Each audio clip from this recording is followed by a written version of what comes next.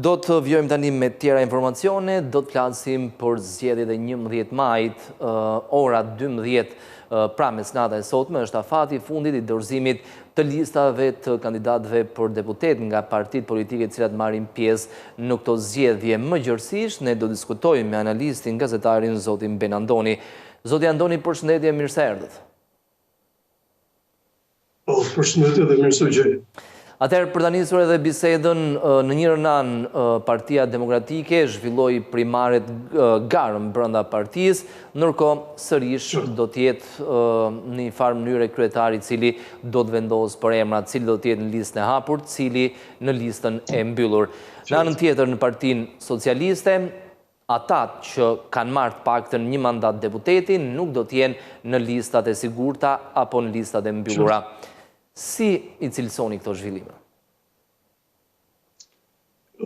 Shikoni, Partia Demokratike në një farë mënyrë respektoi statutin e saj, që duhet bëheshin primare. Por ju e dini shumë mirë që jo vetëm procesi, por mënyra se si menaxhohet procesi, do të thotë parim real demokratik për një parti. Dhe në këtë rast, Partia Demokratike çaloi për sa i përket pjesës demokratike dhe nuk është hera e parë që kjo ndodh ke Partia Demokratike. E para sepse ideja e tyre për të futur një koeficient dhe mënyrën e ponderimit, si e thon, fakt mua nga ana matematikore nuk më thot asgjë të dyja si koncepte. Duket që gjithçka ne dim shumë mirë ka qenë në dorë të zotit Berisha dhe rrethit të ngushtë të tij. Në fakt, sot ju e dini që do mblidhen strukturat e Partisë Demokratike dhe do jetë kryesia që do vendosin. Por shqetësues do jetë kur të zbardhet lista, në fakt media kanë nxjerrë një listë, nuk e di se sa do qëndrojë e realitetit. Janë mundësi. Por në fakt, lista lë shumë për të dëshiruar për sa i përket pritshmërisë që kanë njerëzit në zgjedhje për Partinë Demokratike dhe për njerëzit ligjvënësit e ri. Dhe prandaj po them që Partia Demokratike për sa i përket formës ishte në rregull dhe ka bërë një proces vërtet të respektueshëm, po për sa i përket formës, ndërsa në përmbajtje çaloni jashtëzakonisht. Për sa i përket Partisë Socialiste, duket që ka një pjesë të themi më demokratike në bazë. Por atje problemi është që autoriteti është shumë vertikal dhe vjen nga zoti Rama, i cili ju e keni parë që dikton dhe pastaj strukturat thjesht vazhdojnë atë që zoti Rama trajton, sepse në këtë rast duhet ishte zoti Klosi që duhet të flisë më shumë për zgjedhje dhe zoti Gjiknuri, janë dy njerëzit që merren me zgjedhjet ke Partia Socialiste. Ndërsa zoti Rama, pa mohuar rolin e tij të jashtëzakonshëm që ka në terren, do mendoja që duhet ishte pak më pas. Të paktën mund t'ja bënin këtë shërbim demokracisë shqiptare. Megjithatë, të dy, si Partia Socialiste, që Partia Demokratike, duket që interesin më të madh kanë atë që duhet kenë fakt fitoren e zgjedhjeve, por kujdesen gjithmonë më pak për cilësinë e parlamentit tonë. Unë për shembull që tani, po jo vetëm unë, besoj dhe ju dhe një pjesë e njerëzve që merren me vazhdimin e politikës shqiptare, e shikojnë që dhe kjo legjislaturë do jetë legjislaturë shumë e dobët, sepse në listat e sigurta deri tani, të paktën nga emrat që janë filtruar nga media, në qoftë se do jenë këto emra, lënë shumë për të dëshiruar. Dhe personalisht më vjen shumë keq për mënyrën se si të dyja partitë kryesore shikojnë politikën shqiptare. Dhe po mendoj që publiku ka për t'i ndëshkuar me votën ndaj partive të vogla dhe sidomos me abstenimin. Unë personalisht besoj që publiku shqiptar të votojë më pak se 50%. Pra do ketë një formë proteste duke mos marrë pjesë në zgjedhje, zoti Andoni? Patjetër. Po, një pjesë bojkoti e para sepse shikojnë që realiteti politik e ne nuk ndryshon shumë dhe e dyta, filozofia e tyre politike për të ndryshuar vendin tonë do jashtëzakonisht për të dëshiruar. Dhe ju e keni parasysh që sidomos fashat e reja të shoqërisë, sidomos klasa e mesme, klasa e cila mban gjithë peshën e shtetit, qoftë me taksat, po qoftë edhe me burimet e ndryshme, është ajo që tashmë po shikon alternativa të tjera. Dhe ju e dini që alternativa kryesore dhe tashmë nga Shqipëria po largohen dhe individ të cilët janë të formuar, e kupton, jo thjesht kraj i lirë. Emigracioni është komplet ndryshe tani.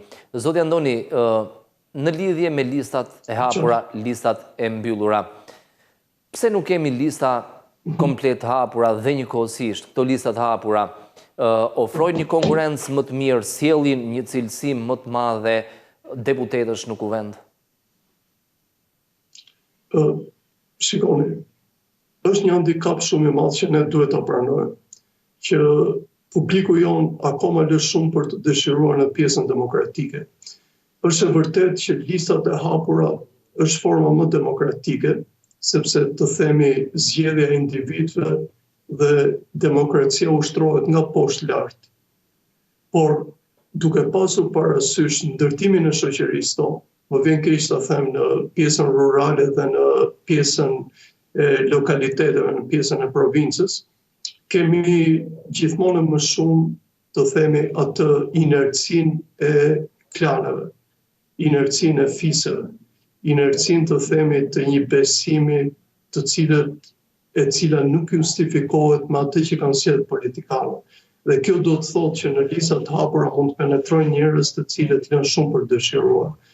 Por nga ana tjetër, me listat e mbyllura u jepet një lloj peshe morale tyra partive kryesore që kanë peshën më të madhe në vend, por edhe partive të tjera.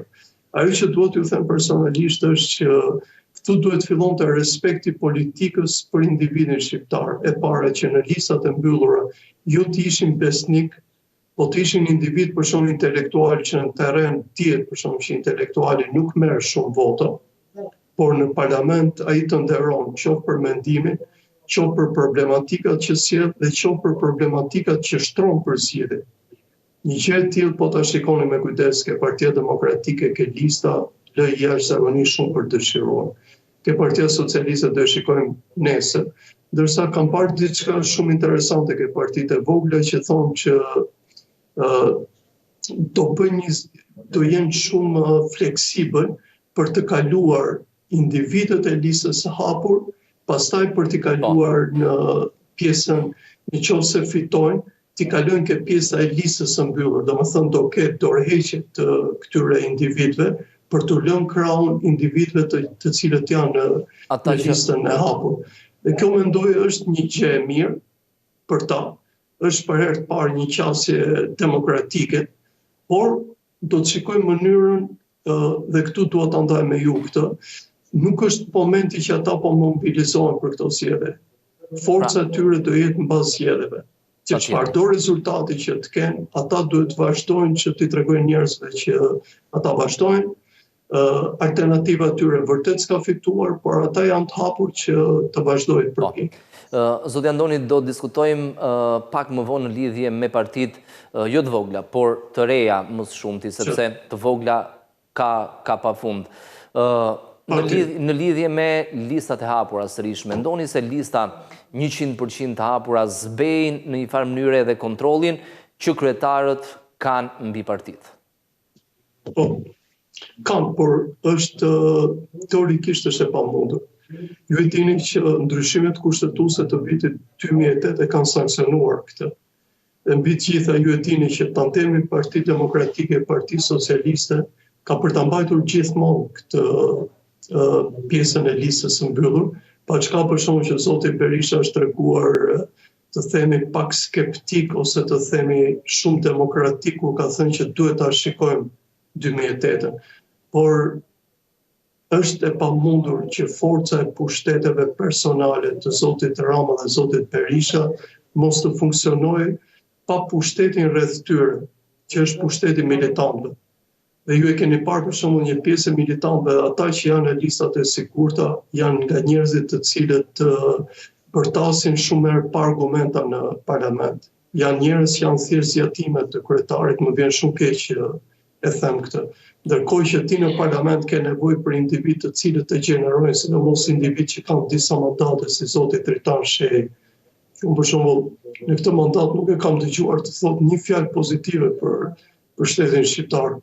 Vërtet shteti shqiptar ka probleme dhe ne kemi përballë syve korrupsionin, krimin, kemi probleme të shëndetësi, probleme shumë të mëdha në arsim, probleme ekonomike që ju i trajtoni me shumë kompetencë për çdo ditë. Nuk mund të thuash dot që Shqipëria nuk ka ecur. Shqipëria ka ecur edhe në kohën e komunizmit, Shqipëria ka ecur edhe në kohën e mbretërisë, Shqipëria madje ka ecur edhe në kohën e okupacionit fashist. Megjithatë, ky është formimi sotëm i politikanit shqiptar. Ky është realiteti. Zoti Andoni, në lidhje me një proces tjetër që e ka ndjekur Partia Socialiste për të disatën herë deputeti që duam, është një proces i cili synon të tërheqë deputet të rinj, të shkolluar, të mirë, për t'i pasur pastaj në parti dhe në parlament. Është një proces që vlen në këndvështrimin tuaj? Është shumë i mirë në tukje, po shumë i pamundur në realizim. E para sepse po të ishte i mirë do ofroheshin shumë, të themi, njerëz të botës akademike, do ofroheshin shumë intelektual. Po është e pamundur, nuk mund të afrosh, të themi, edhe një herë tjetër, individ me renome të lartë, me platforma, të themi me platforma online, deputetit që duam. Sepse ka një specifik në sociologji, që individ të tillë janë zakonisht individ shumë introvert, janë individ të cilët mendojnë shumë, dhe nuk mund të fusësh në rrjetet sociale, sepse e gjithë jeta jonë tashmë është bërë gati, të themi, është bërë një jetë krejt e ekspozuar dhe një jetë ku shuhet më shumë duke, dhe kjo ndodh sidomos ke Partia Socialiste që ka një fuqi shumë të madhe ke rrjetet sociale dhe njohin rrjetet sociale. Dhe prandaj vendi jonë ju e keni parë që ka dukje shumë të madhe, por nuk ka përmbajtje. Prandaj shkolla jonë është aq e dobët, prandaj fashët të ndryshme shoqërore janë shumë për të dëshiruar, shikon që nuk të tel një problem real. Dhe për shembull ke Partia Socialiste ka ardhur momenti që ata të shtrojnë idenë që sa e majt është më Partia Socialiste. Po të shikosh programin e tyre, ata janë parti shumë e djallë se sa Partia Demokratike që besoj ju keni mendimin tuaj sepse i trajtoni më mirë se unë problemet ekonomike, ata janë parti mirëfilli e majt. Dhe këto probleme duhet të shtronte për shembull në diskutime masive ose falë rrjeteve sociale Partia Socialiste. Po jo deputete që duam dhe aty afrohen disa fëmijë që nuk kanë bërë një punë jetë në tyre. Si mund të drejtosh vendin ose si mund të paraqisësh ligje, nëse në jetë nuk e drejtuar diçka. Për shembull vetëm në vendin tonë ka ndodhur që në fakt dhe në vende tjera më pak që kemi sjellë kryeministra poshtë 30 vjeçarëve. Kupton, njerëz që nuk kishin drejtuar asgjë në jetën e tyre ndonjëherë. Dhe në fakt si mund të drejtoj shtetin ai? Ose njerëz në parlamentin shqiptar që nuk kishin mbaruar shkollën, arsimin, ciklet e arsimit, pa çka për shembull që historia ka individ të tillë. Po për shembull ti nuk mund të krahasosh individ për shembull si të Solidarnosit në Poloni, personazhe të jashtëzakonshëm që vërtet nuk kishin arsime përor të themi, por kishin përmasa sindikale dhe përmasa filozofike brenda asaj që vjen keq ta them, unë nuk i gjej dot edhe ke Fakulteti i Shkencave Politike në Tiranë. Zoti Andoni, të kalojmë tek partitë e reja. Spikasin 3 apo 4 më saktë. Si e vlerësoni këto parti në realitetin politik shqiptar dhe nga mendoni se do të marrim vota, majtas apo djathtas? Apo edhe ajo pjesa gri që ka përshtypjen është shumë e madhe? Shikoni, kam parë që këtu koncepti majti djathtë është më shumë. Ata që kanë një lloj nostalgjie dhe ata që pëlqejnë shtetin, duken që janë më shumë tek pjesa e madhe. Pjesa e djathtë është pjesa që pretendon e para të themi një mëkëmbje të pjesës historike tonë dhe një pjesë që janë të themi një pjesë e madhe që janë njerëzit e konvertuar.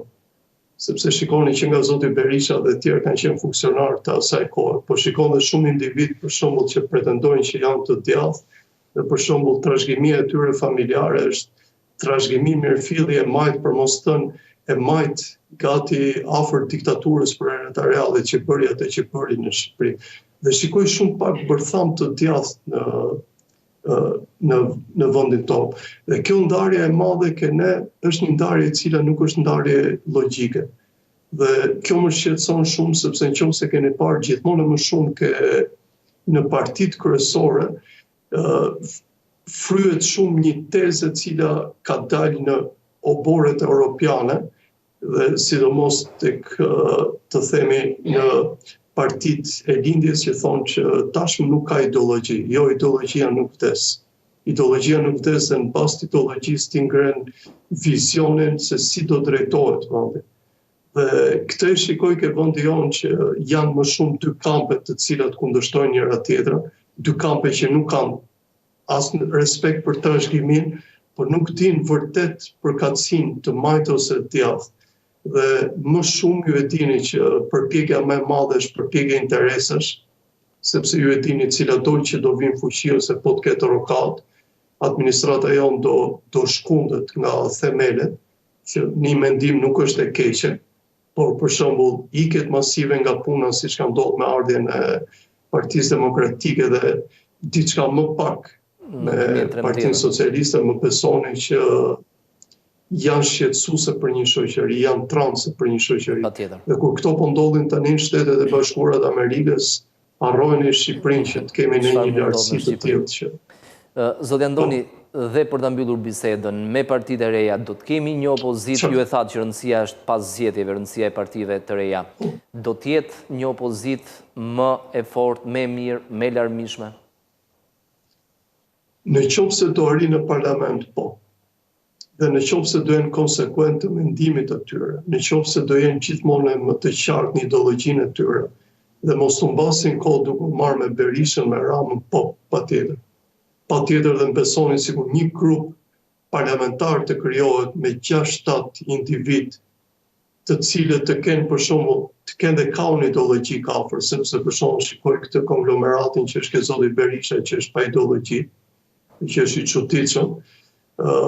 Shikoj për shumë ke partitë e vogla që janë të pashprehura realisht për pjesën ideologjike përveç zotit Qori, po mendoj që një grup i mirë parlamentar i tillë do bëj histori sepse më besoni do hapi rrugë në sjelljet e ardhshme për ndryshime për vendin tonë. Unë gjithmonë i përmbajmë diçkaje, por kjo nuk doli që të dyja partitë, Partia Socialiste dhe Partia Demokratike, kanë kohë që kanë mbyllur misionin e tyre. Dhe jo thjesht lëmë për të dëshiruar, po i kanë krijuar vendit problematika pafund. Megjithatë nuk mund mohet dhe diçka. Qoftë me Partinë Demokratike, qoftë me Partinë Socialiste, Shqipëria ka ecur. Jo në lartësinë që ne e donim, por ne gjithmonë nuk e kemi, në gjithë historinë tonë ne nuk e kemi kapur dot kohën. Domethënë, ne jemi pjesë e dialektikës, po inercia jonë është inerci shumë e vogël. Zoti Andoni, ju falenderoj për këtë lidhje drejt për drejt, për gjitha mendimet që sjellën në studion e televizionit Skan, ditë mbarë.